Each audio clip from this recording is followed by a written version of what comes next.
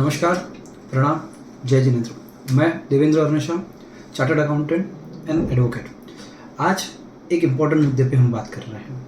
ये वीडियो सिर्फ व्यापारी भाइयों के लिए है। क्या है, हम बहुत बड़ा बिजनेस करते हैं। एक सबसे बड़ा प्रॉब्लम है कि सामने जिसको माल दिया है वो हमें पैसा नहीं देता टाइम पे। कहता है 7 दिन की, देता है 2 महीने में, कहता है 1 महीने की, देता है साल भर में। ये सबसे बड़ा दिक्कत हम फेस कर रहे हैं।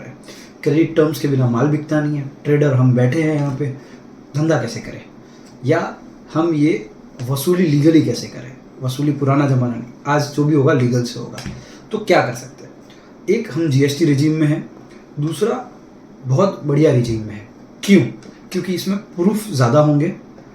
कोर्ट कचहरी या पैसा लेना कहीं से भी लीगली, आपके पास प्रूफ सही होने बहुत ज़रूरी है। क्या क्या माल बेच रहा हूँ, सामने वाले का पीओ आ रहा है, मैसेज पे आ रहा है, व्हाट्सएप पे आ रहा है, किसी पे भी आ रहा है, आप राइटिंग में ले लो कि भाई ये माल आपसे मांगा गया, तारीख के साथ। माल बेच रहे हो, इनवॉइस रेस कर रहे हो, ईवे बिल रेस कर रहे हो, लॉरी रिसीट है आपके पास। ये 3 मुख्य वस्तु है। अगर पूरा मैंने ट्रक लोड भेजा है सामने वाले को, तो आजकल हर गाड़ी का टोल कटता है, जिसको हम कहते हैं, उसकी आती है फास्टैग रिपोर्ट। फास्टैग रिपोर्ट मंगा के रख लो। सामने वाले को जब माल मिला, उससे एक सिग्नेचर अपनी इनवॉइस पे, चालान पे आनी जरूरी है। नहीं आती, ईमेल पे कंफर्मेशन ले लो कि आपको माल मिला, नहीं मिला, मटेरियल रिसीव्ड और नहीं। डिस्प्यूट हमेशा बाद में होती है। जिस दिन माल दे रहे हो बहुत बढ़िया रिलेशन होता है, उसके बाद ही डिफ़ॉल्ट हमेशा शुरू होता है। तो ये मेरा सबसे पहला एडवाइस। ये 4-5 आइटम हमेशा रहनी चाहिए। अच्छा, जहाँ जहाँ ईयर एंड खत्म हो रहे हैं, वहाँ एक लेजर कन्फर्मेशन मंगा ही लो हमेशा। ये हमेशा आपको फ़ायदा करेगा।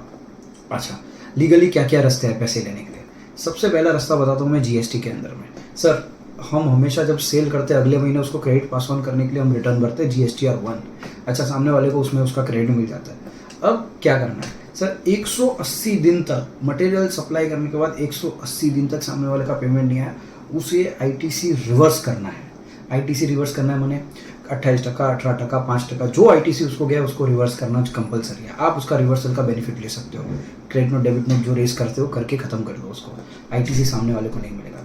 दूसरा रास्ता, सर हम छोटे बड़े व्यापारी है सर, बहुत छोटे छोटे व्यापारी है, हमारे पास MSME में रजिस्ट्रेशन है। MSME का एक वेबसाइट है समाधान करके, उसके ऊपर आप अपनी कंप्लेंट दर्ज करा दो। सर हमको लिखना नहीं आता। सर कोई ज़रूरत नहीं है, बेसिक लैंग्वेज में लिखो। किसी CA, लॉयर, एडवोकेट, किसी की ज़रूरत नहीं है। आप अपने हिसाब से बनाओ, वहाँ अपलोड कर दो, प्रूफ दे दो, ये पैसा नहीं आया है, वो लोग कार्रवाई करेंगे। अच्छा, तीसरा रास्ता, एक आजकल नया चल पड़ा है 43BH करके, पिछले साल बहुत बवाल सुना है।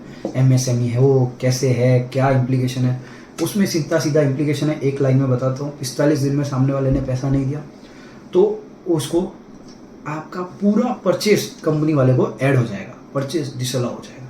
पिछले साल बहुत फ़ायदा उठाया और बहुत सारे व्यापारियों को तकलीफ भी हुई है, वो अगले वीडियो में डिस्कस करेंगे। अगला हमारे पास, सर सामने वाला ना चेक दे रहा है, ना कुछ दे रहा है, खाली हमारे पास है कि माल पहुंच हुई है उसको, उसका प्रूफ है। तब क्या करें? सबसे बढ़िया रास्ता है ये, मार्केट में जो बोलते हैं कोर्ट कचहरी बहुत लंबे चलते हैं, ऐसा कुछ नहीं है। ये सबसे बढ़िया रास्ता है। एक है ऑर्डर 37 CPC का, उसके अंदर आप केस दर्ज करवा लो, जिसको समरी सूट कहते हैं। सिर्फ उसमें एक ही चीज़ है, सामने वाले को माल मिला, उसका प्रूफ आपके पास होना चाहिए। इसलिए मैंने स्टार्टिंग में आपको डॉक्यूमेंट्स की बात कर ली।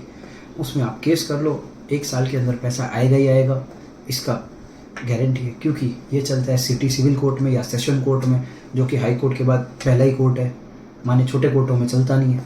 बेस्ट काम है, वो करा लो। अच्छा, दूसरा, हमारे पास चेक है, बाउंस हो गया, PDC देता था, हमने डिपॉजिट कर दिया, बाउंस हो गया, पता नहीं चल रहा है क्या करें।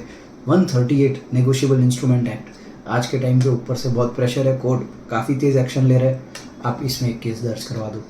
इसमें सीधा 3 ही स्टेज, समन, पहली बार उसको पता चला, दूसरी बार उसको नहीं आया ना बेलेबल वारंट, तीसरी बार नॉन बेलेबल वारंट। अरेस्ट होके एक बार आएगा, सामने वाला पैसा दे ही देगा, क्योंकि इज्जत जा रही है भाई, अगर इज्जतदार कंपनी है तो। ओके, तीसरा, सर मेरा ग्राहक सब बड़े बड़े कॉर्पोरेट, फिर भी पैसे तो नहीं देते, तब क्या करें? सर एक काम करो, एक कानून है दिवालियापन संहिता करके, म्हणजे इंसॉल्वेंसी एंड बैंकरप्सी कोड 2016 में आया था। इसके अंदर आप एक नोटिस दे दो, नोटिस देके NCLT जो स्पेशल कोर्ट है इसी चीज़ के लिए, उसमें आप केस दर्ज करा लो। केस दर्ज माने सेक्शन 9 और सेक्शन 7 दो उसके सेक्शन है, उसके तहत आप केस फाइल कर दो।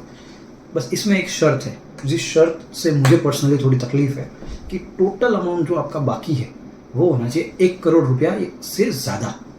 पहले ये 1 लाख हुआ करता था, कोविड के बाद से इसका लिमिट मिनिस्ट्री ने 1 करोड़ कर दिया है। हम आज भी रिक्वेस्ट कर रहे हैं उसको 10 लाख करने के लिए या 1 लाख करने के लिए, आपके पैसे इससे आ जाएंगे। क्यों? क्योंकि दिवालियापन में सामने वाली कंपनी दिवालिया घोषित होने वाली है कि वो पैसे नहीं दे पा रही है मार्केट में, इज्जत खत्म, धंधा खत्म। ये 4-5 रास्ते आपके पास है, टोटल 6 रास्ते मैंने आपको बताए हैं। इसको फॉलो कीजिए, पैसा आएगा और 100% आएगा। बहुत बहुत धन्यवाद।